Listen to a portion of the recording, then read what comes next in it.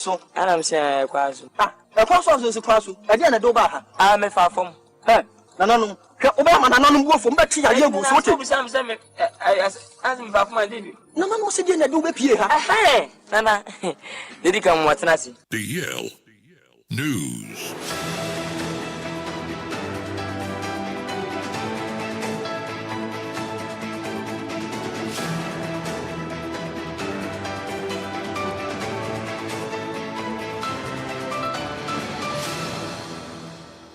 Yamamo akwaba edi amejeso eye takrade Kwadwo krom twaba wode hyekonkron Nhyiraba Kwadwo Sammy bi mene Adwoa Agyei Sikapa Africa se ebo no enkyeremu eniem Awraho Sammy abato de ka se ebo pono so ene enumre enkyeremu se eye award winning Ghanaian journalist ani din ede Kofi Adwoa Agyei enipa bonfo ya bomade ade na tentente saa etimi abonutuo me si amekase Kofi Adwoa woni bia oda no emu edin ye pam na nse wona ba bonten emra ye ne yankase adafo nsem ni odi ne djuma e wa despite media afia poku a vim lady odebatu dwa ekirem se nkra ne nsaka won Facebook so ekirem se Kofi Adwoa wanwani odi ne djuma sensem ni Kofi TV na afri so Angel FM edi bonfo amoden atimi aborutu etuo no o manya ba bia mfa mo se be nani ase ene Kofi Adwoa yetimi di tuo atimi di agu honom na afia poku a kirem se emra wate sankra no ho papa every sem ojana naso mpa etimi nyina ohu de wanya every se Kofi Adwoa de Ghana mai dono sentrafo so yensini fom te ba ne sen bone be pempo no Kofi Adwoa dia enti enem enipa betu abode ade atenta sa atimi akoboto ede agu nani asesam na afia poku ankrata hodo de kwato so e wo Facebook no so no o kire mi sem twede ampa Onyankopon oma Kofi Adwoa oma ne nsra ban mu na onsa ne yade ntentem no ma Kofi ensanya ne naso efiri bia Kofi Adwoa wanwani da se de Siyankopon mamu a enya sempa ne senti ne mpabo nyina se twede ampa Onyankopon a okonhyira so wo hyira no oma na huma bona do ye no ebi entimi si Kofi Adwoa wanwani so efiri se de se no emu eya pa de ka se banimre nso yade mu chechemu nyina so metiefo se Ghana nsem training Kofi Adwoa wanwani de enipa bia kwato ahye ne so abonutuo e wonani a bebi oda no emu eya pa na DJ Omale boa yen ne yen ko Facebook no so emna oda yale fo mpa so na video no anasa pictures ne mra na Ghana fo hu bia Kofi Adwoa wanwani oda sesei Sikapa Kwadwo Kofi na da hoyi Nhyiraba Sammy pa bra Facebook no so DLFM 106.9 Kofi Adwoa wanwani semtwe odi ne djuma ewo Angel FM NF so Kofi TV na da ho no mo no awre ho papa bia ye bradai emu aja yenima de kudie pote nam so na Kofi Adwoa enipa bia boduto de nanso yani gusu di nsem we agye be wan de ahwehwe mu na ye hudie ntie nam so a sara husem we etimi esi eja pa bia Kofi Adwoa da Nyankopon sa ne yare ma yen Ewurade bram ne ye ne ye nua Kofi Adwoa wanwani a oye adwuma o Angel FM na afin so Kofi TV ono ye ne dia Nyankopon fa basa kese ne to Kofi so na bo modin ana sa ne yade ma efi so bia ye nua ne da no mewura ho pa asemu asefem ye bom pa se Nyankopon emfa fie ne Kofi Adwoa obena kwam onya hode nya na so pa efi se de asie no ye pampenifo asesa bia ka onanti a na ka auto Sikapa Kwadwo to asene nkoyanim yet aka sebo ne so ne yakọ West Africa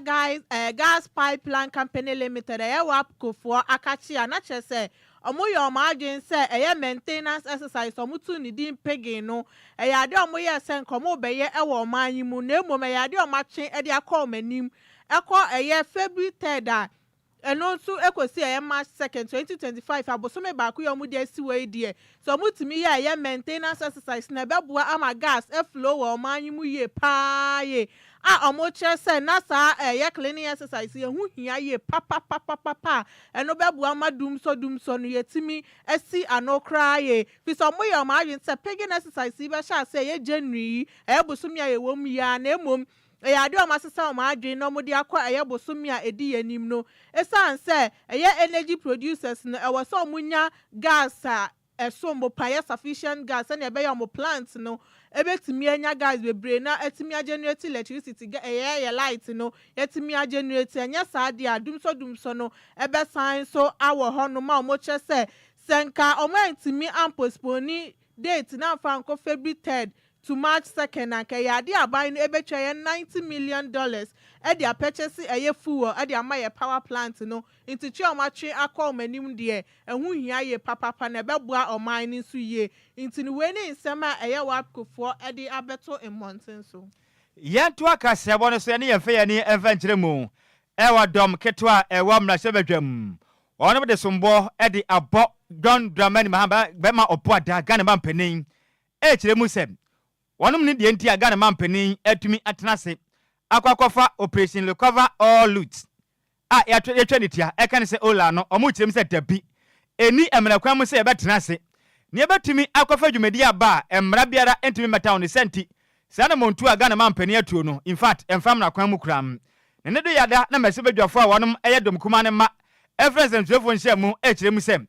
sana motuo na aga na mampanin atuo no magana fon so free senya de pa na mra mo kasa na swami mese bedwane ya John Dakon kyere mu sem sana motuo na Ghana mampanin John Dramani Mahama akofa ba ne de nyamianem nukure ni aba entwa ye ba ko kranti Ghana for sa sensem wedie momontungu babi kram okase na o kyerem sem o manga na yatim sese no amama na ma yakwa esi anom ya wo eye public institutions ahodo bi say police eye criminal investigation department CID wo honom everything your economic and eye organized crime office ye twanitia eken say local so honom abu adwumaden a wonum dwumade nyina ne se bo maden abatena maga na banwa so ye dwumade bi show bi nsa ne wani ne ye nafa ofa koti kwan edi o man ska maden a enti nipa no enkototo na no fa na kwan so enti aba ne se ne science institution wei antima anya adwuma NDC aban kuta kwa transit operation eye recover all loot o chem se ntwa ye kura ne senti Ghana fo yambontugu babi kuram dom kuma na sanga ze kyerem sem efri na ekọ ya de eto eye MP amanyoko na ban ye twa mu yanim sem so bi ba fra mo sem momra meyi ensem bia na momma every say anamoto amato no po no emfa mra kwan so eye unconstitutional nti montugu babi kura ntie sa enso be si kurom ha no enya sempa emra dom kuma gemre ene se fa twetwe kuma nsema dom no som ye no emu kyeremu no enie. The Honorable Dr. Kwadwo Adwoa first, who appeared as the Finance Minister designate, was evasive, inconsistent, and lacked clarity of thought. We acknowledge the Minister designate's definitive commitment to scrap the betting tax, e-levy, COVID levy, and emission tax. While this act is commendable, it raises concerns that the Minister failed. Dabi, and then I yapeno. Eye abukef ene na ye hwe na kira kwa no oye abukef na nso oye dan ye be so do me na yatwene de na pie pa ene no eye abukef ye hwe we hwe. He's a former government official and we're invited by this so-called aura. Our advice to you from the minority is to boycott any invitation. 106.9. We are not going to be part of it because we believe that there are constitutionally established bodies that can investigate any so-called misdeeds of the government. What are they doing? What they are doing is to go about stabbing people, entering homes, taking vehicles, seizing vehicles, and more or less taking over lands from people who have genuinely purchased land. What the former government officials have done is to acquire properties that legally they could acquire. No illegality has taken place. In any case, the NDC, their members have also acquired lands in this country. The executives, they live in the cantonment, they live in the airport, they live in the childhood. Lands which were government lands, which they bought many years ago. Adwoa Agyei enam dom ko ma se bedwam esan kyerem sem wo hwe osoafo ba hwe omaga na sikasem so a John Dramani Mahama aboni din se omama hwe omaga na sikasem so yam toto na no ma se bedwam no wanum ekyem se wasaba papa oni any credibility obeti ababa ya osoafo ba hwe ga na sikasem so wasapa ni senti onim de Ghana mampani apa no enti ebe ya wanum se sano evizo ba ga na sikasem ebe hwe ase. The Honorable Dr. Kwadwo Adwoa first, who appeared as the Finance Minister designate, was evasive, inconsistent, and lacked clarity of thought. We acknowledge the Minister designate's definitive commitment to scrap the betting tax, e-levy, COVID levy, and emission tax. While this act is commendable, it raises concerns that the Minister failed to address. First, we would like to know how the Minister-designate plans to make up for the revenue shortfalls that will arise as a result of the tax cuts. The Minister's quick response was cuts in expenditure. While we believe expenditure cuts could be a possible way to match revenue with expenses in order not to run into fiscal deficits, it is not in itself the ultimate solution to address revenue shortfalls. His unconvincing responses regarding how he intends to make up for the revenue shortfalls leave us with no choice but to think that he will scrap these taxes but introduce new ones. Ene Damukuma no ede sombo ede abo eye parliament appointment committee ni wanu chairman e Bernard ehia for wanu mu kirem sem Damukuma na omoka eye abedwokwa no ho pedwa mo sese mo wasem kape na ayede se de otwe ajanka ene eje osebo asem ni bi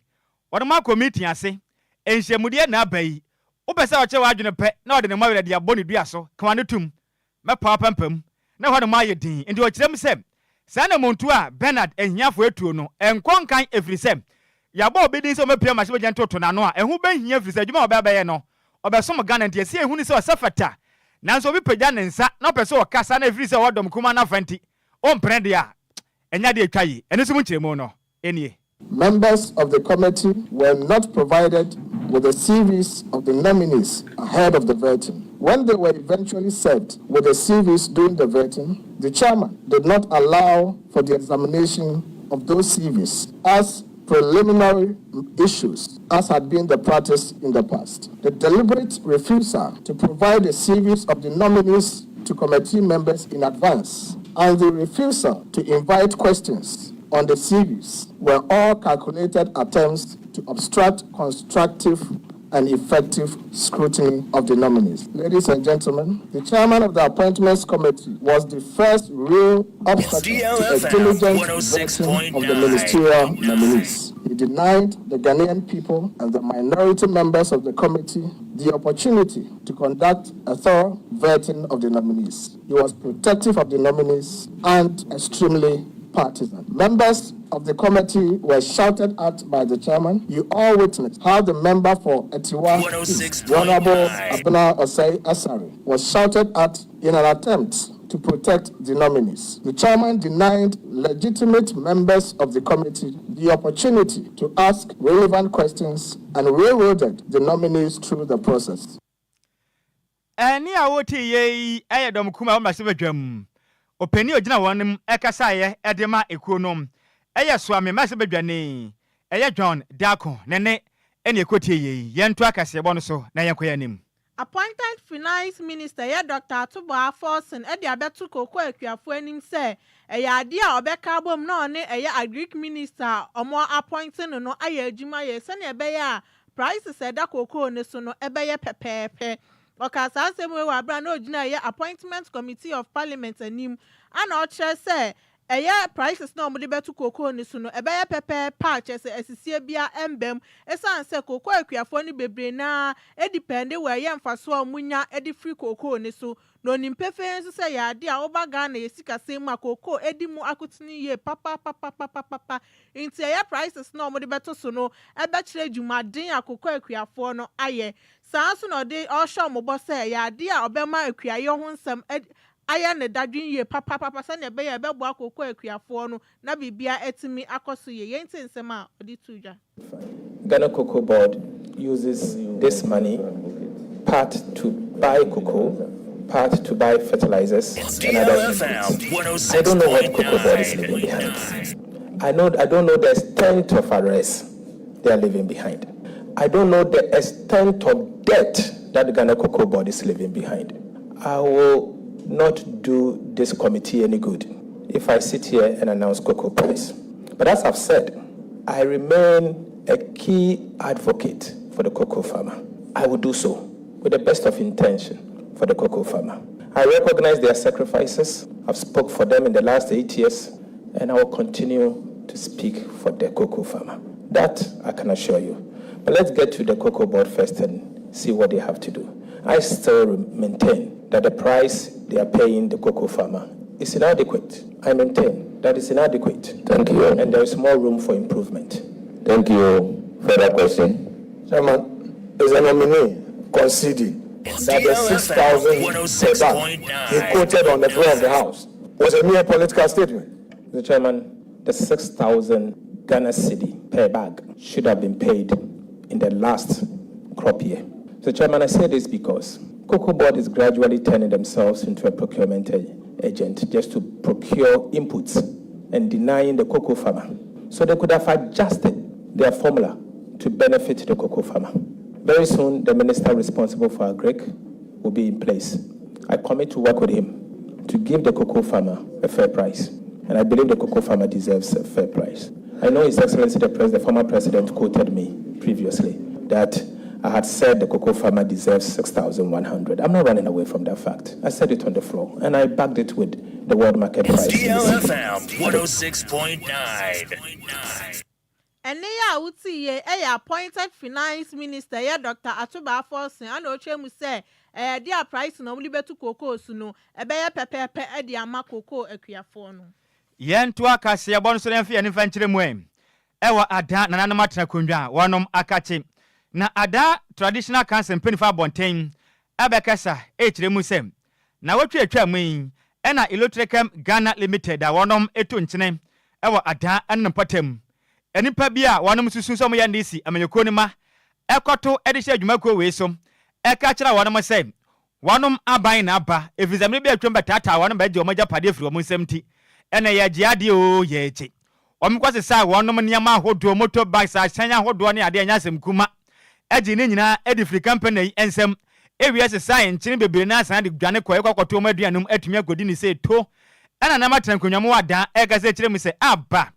endi simpanimfo mate se mo ankasa na mbo maden etumi suma mpanimfo bi efri makache etu mo bi ndi manim ebedi sabi sa nyina mransem wei e wada ne potem wane mu kirem se sa asem na esi ye no emu oja na nya de ese Ghana eso sabi sa nyina mransem wei so no panimpa no eye makralo edema eye adata dusha cancer no eye nene agude eye obi kire a otoso miensa wakasa kirem se wo hwe japade a adehye bi bo maden ekwase no wata na nya mmenim ne kurani emfa kwamba ko ntinya de nanama atena kwamwa ewa atena aya adata audition cancer no betumi aso kram empenifa ka ze kirem sem emri bi atwam emra ndis amanyokoi epretumi ekogina da ekwakasa aya kirem sem wanum podi o maba ne ba pena mudin kunima oh Electricam Ghana Limited ndi mama dia kwa zidefri addition nsem omu kirem mpo sem masebe dworo mpotemo ekwatena radio station bi so awata ekwaka din sadisi ni bo sem oba pe oh ada Electricam Ghana Limited no mbe je papa every sem wonu ma ban na ba entran konjafo ekire mu said sana motuo no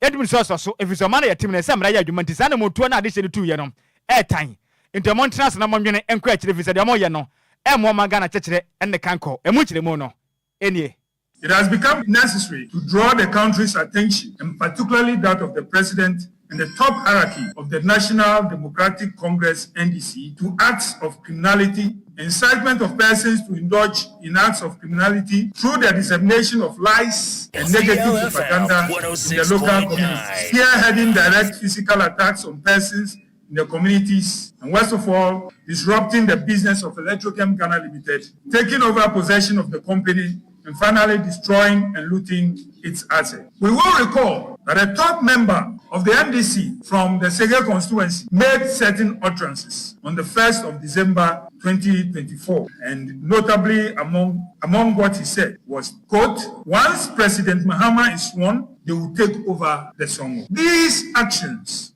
have created a lot of fear and panic and heightened insecurity in the Adwoa traditional area. The Adwoa Traditional Council is outraged at this turn of events, given that it spearheaded the grant of the lease, the assumption of salt mining by Electricam in the Adwoa traditional area, and therefore brings the above issue to the attention of government for urgent resolution. What is clear to the council is that these persons have a plan to create mischief and chaos, and have regularly indicated this in Facebook posts, one of which clearly stated that the Adwoa Traditional Council is next in line. On a local network in Sege called DLFM, a senior operative of the NDC in the locality was heard justifying the takeover on the premise that all governments in the Fourth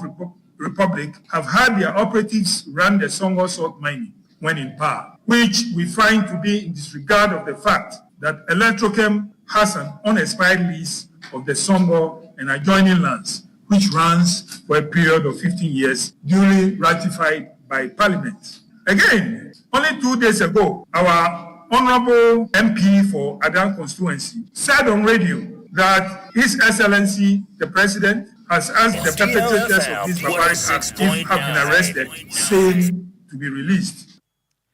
Any a wote ye aya mankalo no ejina mum edema nananama trankwamwa wono mo ada ne den ade nene agwide eye obechira otoso eye miensa nesma do tu dwa no emu ensem ene yede asumwe yeto akase abone so ne yakọ mampeli John Dramani Mahama Akatia no abekasa ehemu say ye proper human sexual rights and family values bill aye na enim se friend aye anti LGBTQ bill no eye ade ade omode ba eye abanya etwemu no etwemu sese ntanya ade onu due obetimi assign okasa asem we wa bra one eye Catholic bishop for ekoye nhyiamu ana ochemu se ehu behia pa se ye de sansem we ebeto monten so na timemufo no etimi acho ma adwen ewo ho na mpo no se ye de ba ba mu na se aban na nkasa ebe sponsor bill na ehu behia sense eye private member ebe sponsor na ebe boan so se eye omo ka bi ewo mu ni so ebetimi acho ma adwen e de afa ho na mpo ohwese ne ade ni sifate na so ma fa ba ba mu krampo na some bet media kwa ye school dan mu sane ebe yo mbe kire emufra no anasa tememufo no sane etia nka hu so ebe hia nti wo bomodin ahwe anim se eyade obeye conference no matimi apɛ ho asɛm aka yantu akase ebo no swem na yenkwa gira mum ewo krabo premantemu ne yekwade ya ne yegira mu ha ya kantamanto adwadufo ahwie nsɛm ade agu honom na ade hya omudi dwa ewo kantamanto adwanum akasa wanum echiremu sem na nsenya da ebeto dwa sem na kantamanto edwa ne hye no akwakwaya ensem pi na ewo kreyim nanso edwa na ahye no omanya nte se de yakwa na abawusa de hye bebe na ababa ya doya kantamanto edwanim o wane ye ba o asem ya si o monye 100,000 Ghana cedis monye 50,000 Ghana cedis ensem no dosu sika na monsaka bebre na nanso mu chirem sem bapemo ne anya dia mpanifo amode edwana no etime bunkunta ede acha wane makura ni sende ade che ni kiremu sem wane mugusu a wama hye ase esan esi dwana foforo nti ede na mpanifo na atwan ede na wane magye momoden ema mo nam omoto na mutumi fa sika ne bi ense ase zo mu di si edwa no tese o masimpo te bedu pampansu bi a omba boso no omo fa sa sika ne bi amebo dwa no so na ade hye no ekwa mutumi hare wane mafiri se ne omo pam ade afiri ade hye bi mponjempo a omo ka se o mo na ye ne ase na omampanin dada oh na be de cheba honom ebe yi sika de ma mwen e na won be sere sika o mu hwem se de yakọ no ye ne senti e performa bonte na mo fa sika na o ma yiye ni bi e be bo kantamanto edwa no so afiri se entum mese won be gi sika se de be siesie edwa ne sika na ye be je no ade hye no entum hu ntem popoye bia wane mo kire mi se wano mpesa ade hye di sika ba kwa ye o mo hu ye na mo akodi sika nde abo o mo ho bra na o manya sika akohwe mabusua e no o mo ho aka no kapre entum o mo nche ne senti o mo de afutu kokobo e de ma kantamanto empenifo da adwadie ni nyina no so mo homaden emphasica na mebo nsente sa de a ebegeta ewa kantamanto adwanim emu kiremu no enie kantamanto wase yeni yegina ye nyina obi aye victim emi kura shop me yansa me ye boutique me bra ba ko so ko shop me bra yo kasa ye mpa bo bebre ko bi o twa gens o kra gens sika no aba wonam a me ekwan obi ka kire ne se yesi sika ba kantamanto ama ye cheche sika ma ya ma ya ye enti obi kura afro no ma wan siria oni sika ba ha enti ye ma sika ene sika ne nso aba no nyame se enka no kore edua ye siwei ene omode ebesi wo ma ye diaka no individual na kototo e no mudi guso e de chance guso enti se ska we mudi do we be se wodi a na chance e mo fa na koso ma ye ni ehunu se mo boss plancha se kura ma ye na diaka no ye ni ye boutique ni ye to ato na ye hunu but we de sa de no menti se empenifo ni se o mo fa me chance buku em next ka na manfo adonate a provide no o mo fa me ye bibi ma ye ni ma se a ye ko so hwemu no ye hunu ba bia enu achi ana kantamanto adwadifo ne sa kasaye wane mu kirem se yi levi ne de saban na dwun so obetwam a omo de apatampe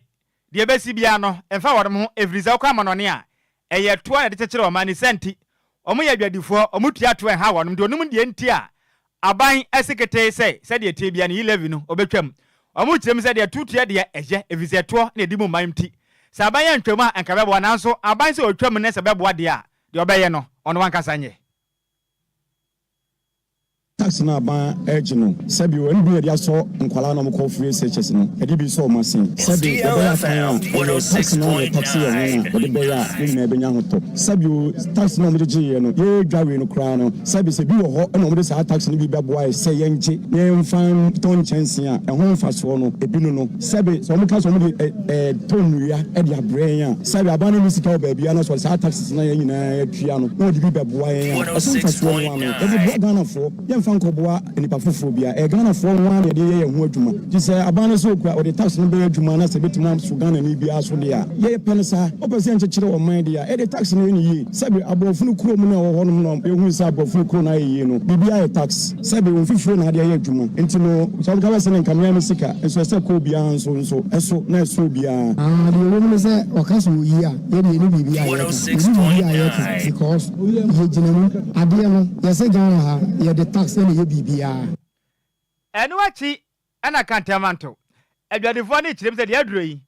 wonom ehia moa pa every sem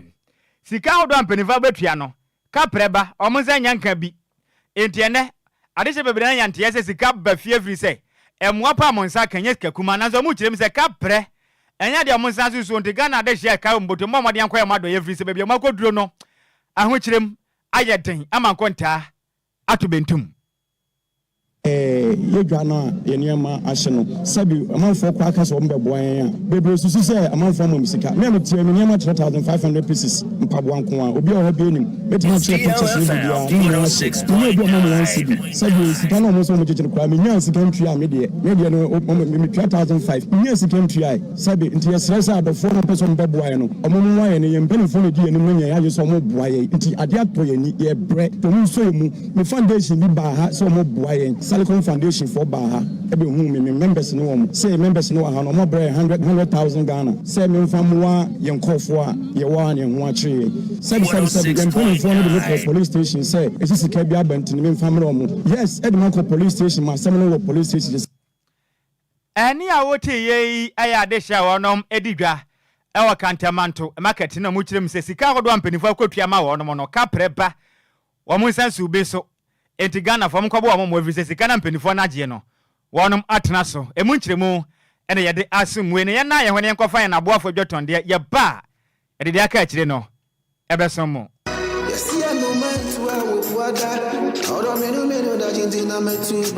Makwentu ohun sam eye medadwen nanso me yensam tro ne nti menya adagye ye hwehwemu ekohu Sunday Sam's consult na wonum nti ende metimi ba menya abre ne adagye ekenkan ye eye investigations about womo ana me hu se wo apply for visa assistance a enfeli efri se wonum ewo track records madansi die nie ma me nintro Sunday Sam's consult edi Britia webi ebeje wo visa amawo se wo ko United Kingdom, Canada, Dubai, Poland, Croatia, Nafe Kradie, Serbia, any Greece in so abeka ho a work permit etechere. Ma menchire wo mo echire kwan. Sunday Sam's consult ewo Ofanko barrier, Asofan, our Ben Wise Park Hotel, ewo Asofan New Station hono mo a. Phone number 0244 291546. Email address nso samuel626@gmail.com. Yeji ehudi enti, we connect dreams with opportunities. Emanenye wadwendwen, frɛ wonom na nso bedi adanse empo asede media. Yamamo akwaba afi yenko Facebook no so na dwenkyere amode aba no yenkenkan emfa amamom wei efri eye Kwasi Junior na wokyere mi say etuo akanani ase oh you yate ona wacheche na adwen a yate wei su de eye Pedro wa Madina ena wokyere mi so hwe live cray inside eye Indianapolis eye Kumase Tanoso you Kesme Junction oh champion yadase pa yadase we are tete ena wokyere mi say oh sorry Kofi Adoma de say ya panyakopon onsa wo yade we see Richard ahwe wokyere mi say oh Debbie there who say me Kofi Adoma yakopon hu mobo pa na onsa wo yade o se wo chia eye Nhyiraba Kwadwo na Afinso Adwoa Agyei Sikapa the DLFM kasebo na dem live we wait station na DLFM anes opo adwuma sine ya dase pa Richard tete o kyerɛ yen sɛ wo hwɛ live edi free eye oyibi na one yo yɛda ase senior yɛda ase when so ɛyɛ Milo boy ɛyɛ billionaires yo yate Milo boy ɛyɛ billions yo mate billions yɛda ase ɛna se Kofi Adoma picture ne nka bɛyɛ anka de etuo na ka no yɛmfa no mfa nkyerɛ no yo action boy ATM no kyerɛ me say oh Kofi Adoma Nyakopon ba punish ni pakro mo tu sa na mo yi pa nanso DLFM news no edam yi pam yɛda ase we dey tell san be ka say James Nyakopon mo Kofi Adoma ho ban every say Ghana for yɛda no pa na onsa ne yɛda ase Ghana ni we dey time na so yɛbɔ ne taw kantama de adwodifo na ka say kyerɛ mu say empenifo sika bɔ mbotom nanso ka preba mu nsan ka be ni senti wo ma maden ne sika na o ma kye no o mo fa nkɔ bɔ dua no so efiso mu si na sika be sempinifo be ya doye na sika bɔ adwadifo no botom na mpenifo na gisika na se adwadifo no nsan ka be dia o mo dwene ho amonte ase efi se mpenifo na tena sika no so Ghana ni asem wei wo se ho sen 0534050199 0534050199 0593406565 kantamanta adwadifo nsem yi wo se ho sen sika no Ghana for bi akwa ya doye nanso mu kirem se ka preba wonu mfo mani kotua wisie efa hu bi. Hello Majo.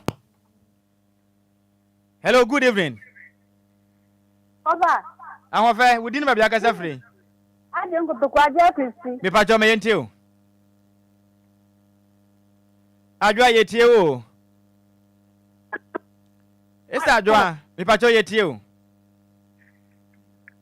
Debi onte yenka. Ubetimi aba yesema na aka no eya kito be visa prakan GH watna say 0534050199. Hello Majo. Jao. Champion dinu ma kasa free. FM Jodu. Ipacho me yenti o. Ipacho ko edidi aja na mu na nam. Kanta ma to shi ahye no. Obi aso di obi a won kwaso utuma bua na se ebi anya awumobo na ya bua binu ma. Ale to be so benya biadi. Ya. Yo. Nti skana mo amuncha na obenya binu ache. Na okome ya. Ebi so agye lo bebri. Ebi nko ebi awuwo. Ebi awu bebri awu ya. Bebbi ameche no amanfo bebri o horma. Omo nyina to ale okata mato. No ma shi be fi ameche go sisa bi. No ma nyina shi. So ontimi nko store. Na so obi ka no obi aka do am discard amama. Mo nche na obi an san kan de. Yo. Ya da se pa na wadwen kire. One so ubetime de wadwen kire e de aba 0593406565 emre no akopa nti no ya besre ye last caller wo ba pe ye de ebesi. Hello Majo. Hello. Good evening. Good evening, Ofa. Kwadwo Sammy V. Oh, senior. Pacho afomo e. E nyame adom na nso e. Nyame adom Kofi man da Shama Diamond City. E pacho me ntio. Ofa, ejade fo no, amon bom peni fo no, amon bom tuja. Ba de say bi sisi kan ebi sisi we amanfo kilo mo. Yo. Enye because asemeti na peni fo discover. Then say ube nyame eduma atete ama obia nisa kanedie. Nti amon bom peni fo no tuja pa. Ebi atena so. Bom tuja. Oni nyame yesu. Yeah, that's say one so one nyame entena. We are gonna understand e begina we so na omadwuma kase boy en saso send be ha no mo na de ni nyina da ebesi kase bodu musemu for your maze mebel entry ene se mu e de ma yen joint operation Facebook no so eye Kofitera champion tailor and that so DJ Malion ne boy me kopie mu Facebook no so ene anu mie na ebe so manimle no e di ameje so eye Nhyiraba Kwadwo Sammy B mene Adwoa Agyei Sikapa. Yes, I do say na apakan GH or tenase. No de akopamba so nsem e de atoa so e de amaye. DL Power Sports. E mo ade e jawo dead. DL Power Sports. Enanyime abusia mayansama wadwo ansama wakwa bamfamra nkrampumburi wantem. Aji atum kasafidie kese ba kopeso DL ohani nsia echiripo enkron ene ukwada nwumre agudie momrante agudie wonsama wodo yakope na yaboaboa no de akomasemufo watenase asem awuwo so asone sokroje intebeni nyina wayi afim ni akaidie osiemu odu otiefo editie se wote ohwefo edi hwese ohwe ena yen akafon so no edi kase yeka eya Ghana gudie munsem ebibre mu de na broni kroso ewa monone nia edi adane ebu mfumpa di ade ncheche no na ya boabo ni nyina no abusua ena nwumre ye de babesomo ya to the din DL Power Sports ye de babe down our DL 106.9 FM ma memfa sida kese emfama kwame afumu na nwumre obomachi do mpampen ma mede nsam no etumi ede ababesomo eno achi nso no Nhyiraba Kwadwo Sammy bi still na no ofiem a opiepia voices ne ade ede agumu di amame DJ Omarion enso timfidie nechi a watwa media ato abefo ntentan kese ne so enti Facebook DLFM 106.9 obetumi akwakwohwe adwumadie no na YouTube nso no DLFM 106.9 ma memfa sida kese emfama Lumba insupa enanyumre omo bomachidom ema DL Power Sports no media ba na Food and Drugs Authority ayen hwehwemu agye atumu se ene insu a esise obi anom esane se ene no nuane ndura onum nsu ese unya onipadua no no Lumba nsupa ewo ni nyina bi enti afiefie mu montom fangumu fridges mu na monom emfa bi enje ma hoho akwaba eno echi nso no se event bi na aba fie yie adoring wedding ni nyina Lumba nsupa no ena monfanje awoho no akwaba mo amotuntonso traffic mu provision stores cars na mo distributing so no Lumba nsupa na nwadwuma ena monye na bibia be fine dia mamo ope bi ato a enkran Agbogwa Junction DLFM dankesi enum yene Wisconsin University no ena edi animhwe obetumi enya bi ato anafre ahomatrofa wudo amede babetudwa na baby a obi a yedi begu cars mo na ya beyi edi ama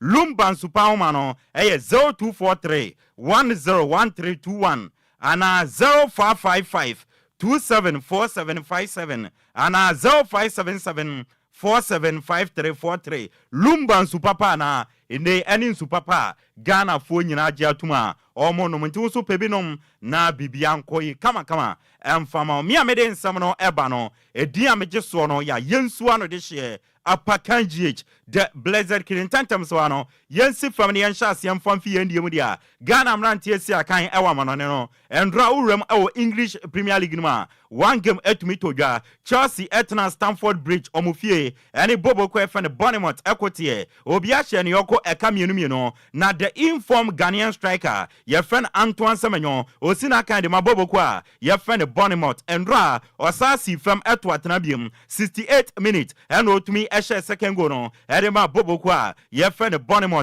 oto aso eje man of the match na Antoine Semenyo ne money ewo suye pa entrana na ototo this season no winning a 6th goal washe wo English Premier League numa yede ewonsam ede amao sanso na urem ewo France French Cup nendra one game etodwa bobo kwa friend Rams etnafie ehye kanibako sanso na AS Monaco eti mubako na Ghana ye defender ye friend Mohamed Salisu no on the 70th minute na otumishe go edema bobo kwa ye friend AS Monaco na Shannon so former me say Mohamed Salisu no ne last 2 games wabo edi ama Monaco no washe go against Nantes otwatna na Andras against Rams no wetumi abeto atna ye de won some edi asomo na what national issues no yenremo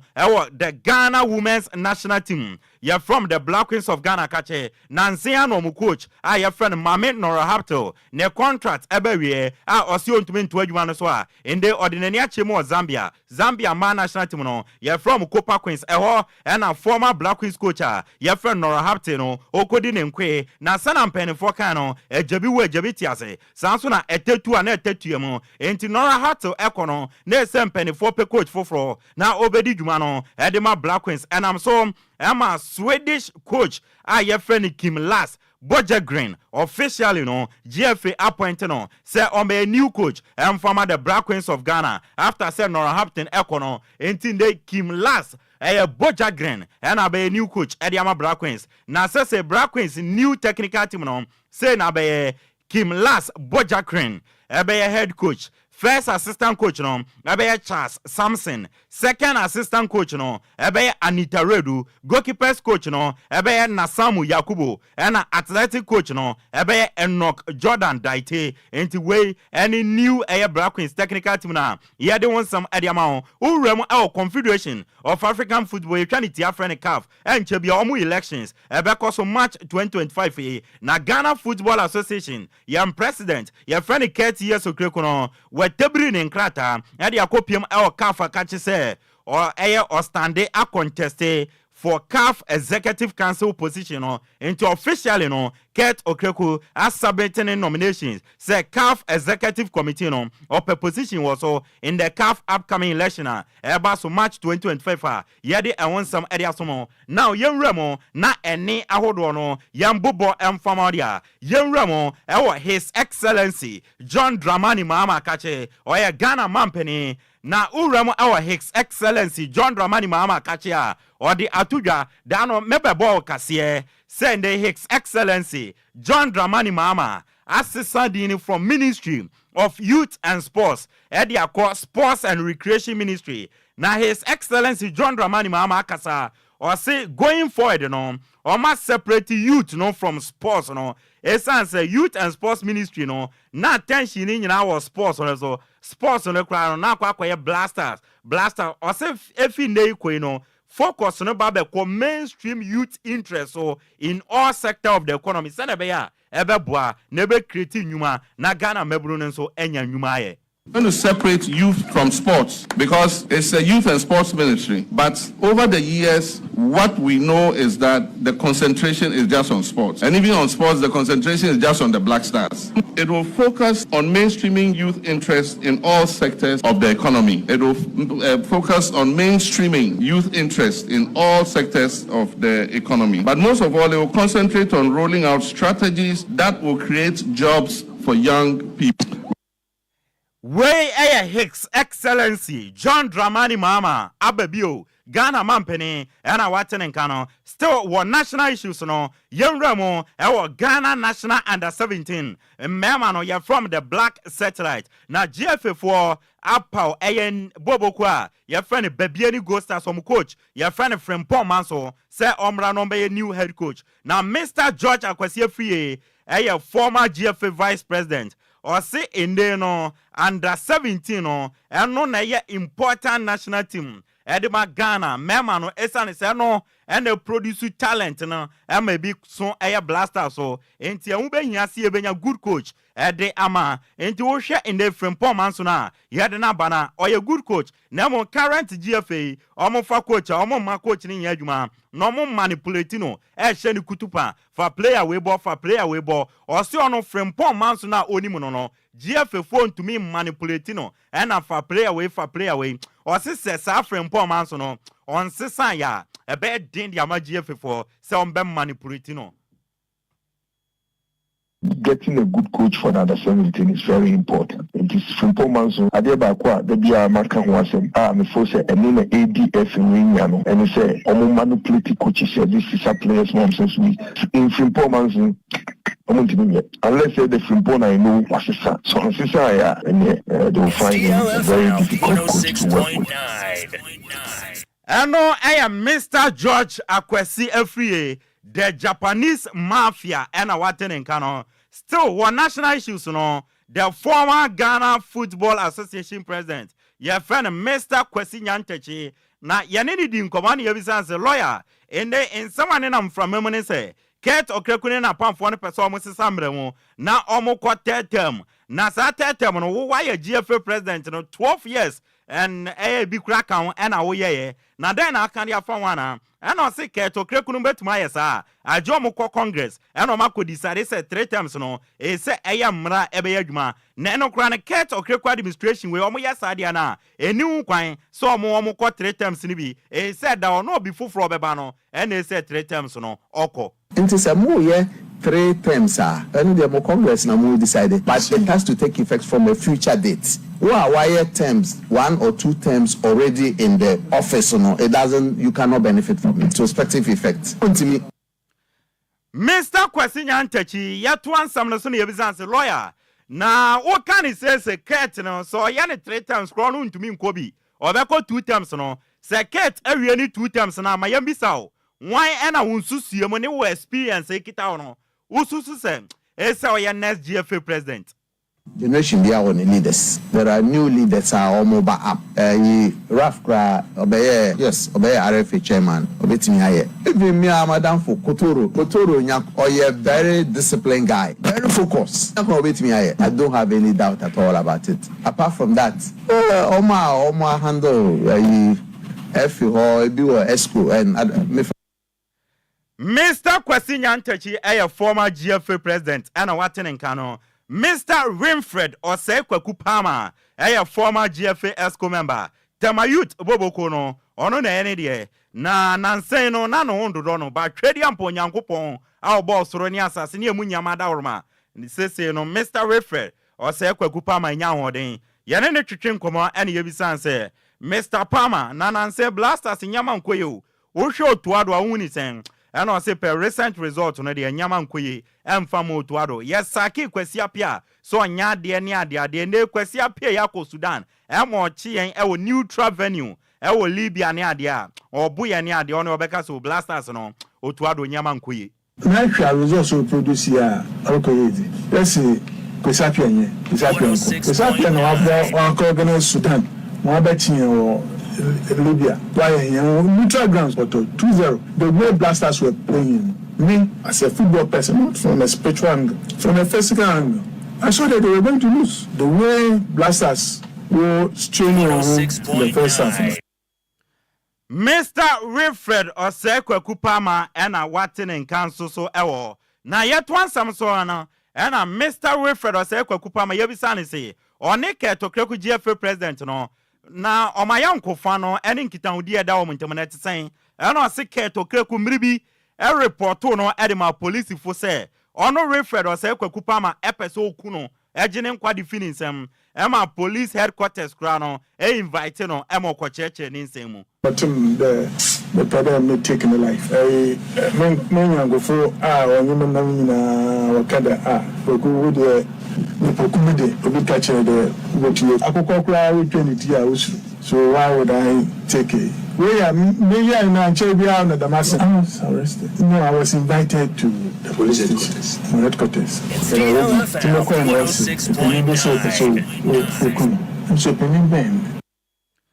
ne krakra mo no Mr. Wilfred Osekwaku Pama say Temayut team no yantene nkan o eda na ko Temayut akache and say penifo bi tenase e orchestrated plan a evil plan against Temayut emane o medi Temayut ani amane Temayut obo division 1 no wakwa kopie mu e division 3 what division you bo last year yeah say you bo more get 2 points it was 14 matches this year third division then go for me. It was a well orchestrated plan. Yeah, when I give you the chronicle of events, Osia, you know that sound like a bare fact. Mr. Wilfred Osekwaku Pama, Temayut Boboko na yenedie, or ye veteran football administrator, ewo Ghana. Now obeka 2009, Emranda 24 na Ekwaji under 20 World Cup no. Then president Atamos Edi Sikabi Kwato Bank Edema Mrantia no se be mfie dunum achi no sikana ebe so doso no makwa koyi na mfie dunum no aso afi ma yate se sikana aye ready na Danielado 2009 no aka squad no be kai final no ono no je red card no na Danielado se Abrantia friend da you ono ye captain na no di team na chi na up to now omo ntene nka na se sikana basen wonsam te sen de da you oye captain eso di anim no gi sikana ma mrante no omo ntene nka o se WhatsApp group omo te ye kra no de da you ayi ni ho afim enti on de obeka se nia de da you ye no enye baako sei as a captain today you nobody did because all a captain are the call yes so to say BBC kra won na ka about other countries say be guy say na ko to mo nyabo to the WhatsApp up to now I tried several times beginning yesterday in creative platform no bia was of you say or first na ya try other one numbers no friends so BBC na ko at least o ma can be na yin say na ba ko na BBC obi ma on the creative platform so the be do woni na nyankopɔ do ni wa ho de tinkom be ti la ko kan ho as enti obia am try the breed. Daniel Ado 2009 emra yeje World Cup no na oka squad no na won samfu from no Kumasi Asante Kotoko akachi Benjamin Obin Secretary former Kotoko management member or see this season Kotoko omo number 1 target na so mbe win Ghana Premier League no normal ko Africa CAF Champions League or see Kotoko supporters nyina no omo taste any preference no any CAF Champions League into kwambia so no omo work towards it so mbe win Ghana Premier League. Oh yeah. And this season that is our number 1 target say Kotoko Yebeji League no na yakwa Africa. We Kotoko supporters your taste, your preference league Champions League. And we this season na Kotoko pese league title no na yakobo Champions League. And that is our ultimate supporters leadership. We are working towards winning this year's league. Benjamin Obin Secretary Etwanin Samson odi to just say football no sika ne yede enti Kotoko supporters leadership ni nyina no omani nje kura kwan supporters no eba stadium be hwe game no momma enti obesere mo afi ne yakono se Kotoko bo game ewo mu fie Kumase Baba Yara Sports Stadium anye kura no players no eba go pramane so say supporters be empim aduonu o 20,000 plus mutumi ba go pramane so na mo beta team na chi sana be ya team ni mpanifo ebenya sika dia ye team no. Football no is about money and until your best supporters and say attendance there supporters in penny for we are not happy about your supporters your attendance to the stadium yanyere ya ho say your bomb match bia enipa be 20,000 plus betima be Kotoko matches na aboa me yesika asem no so ayede apeja because me can say Lord Opokunti time no was a gate fee any the number 1 first sponsor for the club because your boy we are obetime ska e de tuatua wo bills bia da wanim and until your best supporters ne say your attendance to the park no you make sure say you be mana ku yeni na aboa ma team no sika asem no aye kama asat na no. Benjamin Obin Secretary a former Kotoko management member in the Ope Kotoko Cycles no national chairman Ope sa position no na Kotoko confirms officially no omo right back a friend Yimano Kote no dano yawade twemo training no Abrante na sustaining anterior cruciate ligament injury enti Yimano Kote no officially no this is no to me bobo biem fama Kotoko ya yo sema yede man Kotoko na chirema omo striker Albert Amuano ono su prayer omo media magem omkobo watakwa no eno player wenya eye anterior talofibular ligament injury ewo ne nan eye benkum no nti ono so no boso mienu abrantia ye fe no eye abeta mo antumi nsi akan emfama Kotoko a eye ayowusem ye panti Kotoko players mienu epra omo ntumi embobo baako eye boso mienu abeta mo a ena Yimano Kote de this season ontumi mbobo biem uram o division 2 team a ye from Kofodia Sushen Sporting Club a omo midfielder bi ye friend Razak Sapon haso folk ewie bibia Razak Sapon efi Kofodia Sushen Sporting Club na wabesia kan e de ama haso folk yamfa fie ni senior money tew e wo broni cross na yamfa nsi andra games equals or result no wo English Premier League no Brentford etna Fisher Academy no Man City etimu no Chelsea tena Fisher no Bournemouth enso etisa ekamino no sanso na West Ham United tena fie ehye Academy ensa ema Fulham United etimu no na Nottingham Forest etena Fisher bako sanso na Liverpool ehye bako enso so wo uramo wo German Bundesliga na endra games eto dwa result no hosting Kiel 4 Borussia Dortmund 2 intendra Dortmund 4 Senkro 4 better na ya yipa sanso na Bayer Leverkusen etna Fisher kaneba kon Mens 05 entumi ante Eintracht Frankfurt etna Fisher kane 9 Freiburg eti mu baako ena Wolfsburg eso tena fie echi Borussia Mönchengladbach ena ne omeka poli enum emo mutumi eti mu baako wo sanso na Italian sia no endra bobo kwa efe ne komo etena fie ema AC Milan kobo omeka mi no omutumi ti mu baako ena Juventus enso kopie mu ewo Atalanta fie ene omokote a obi a hye ne yonko eka baako nso wo FA Cup na endra round 3 games equals so Luton Orient ehye kan baako Derby County share baako penalties no ena Luton Orient a qualify de call manim ena Mansfield Town etna fie ema Wigan Athletic ebo meka mienu a omo entumante Preston North End etna fie ehye kan mienu Charlton Athletic eti mo baako nso wo ena Copa del Rey round of 16 endra bobo kwa ye friend currency enso ana Orense etna fie ema Valencia ebo meka mienu a omo entumante Tew and the games are Ebasono, what English Premier League no, about 8:30, Everton near Aston Villa Bebo, Samson at Leicester City, and a Crystal Palace at the Bebweni, not Newcastle United, and the Wolverhampton Wanderers at the Abweni, not 9 p.m. on a big game by all standard, Arsenal the Gunners, Omane Tottenham Hotspurs at the Ebebweni, Germany no, Yesia Kanisima Ediosian Kron, 69 minutes, VFB and a VFL Bokum, Asher Canaba Kwan, St. Pauli Entumentie, about 8:30,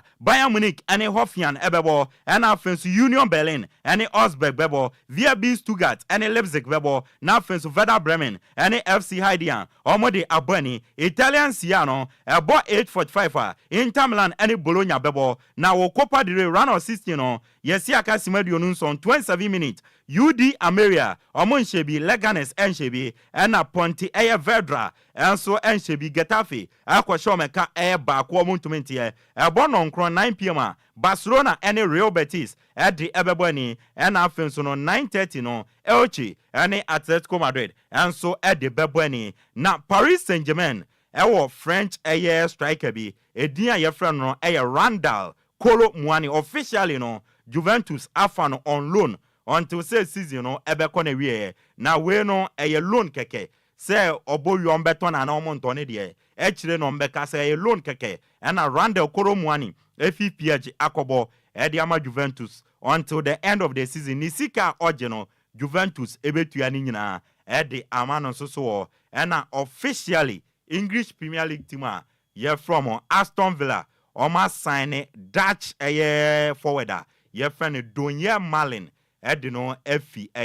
Dortmund a permanent deal 23 million euros plus 5 million add-ons and a Doyen Malin eba be sia kan e de ama bobo ku a ye freno Aston Villa ye nyina we so na gudie mu nsama na anwumre ye de be somo no ye mfansi aseda kese no enkoma Lumba insupa se omota ye kire ema ye de bai pebito nanom o fridge mu mfa bi ngum wo fie eyie na aba fie event bi amomfa Lumba nsupa no emfanye mo amotunton so no Lumba nsupa na monto ope bia DLFM ha ewa agbogba junction kran obenya bi 0243 101321 0555 274757 and 0577 475343 inchi akese enkomea me bra penny Mr. Kofi Ayenu ayensu ano so ate utie ono wife sister Mary Nanyumre minchi amuye pa me amede nsam no ebae no edin ameje so no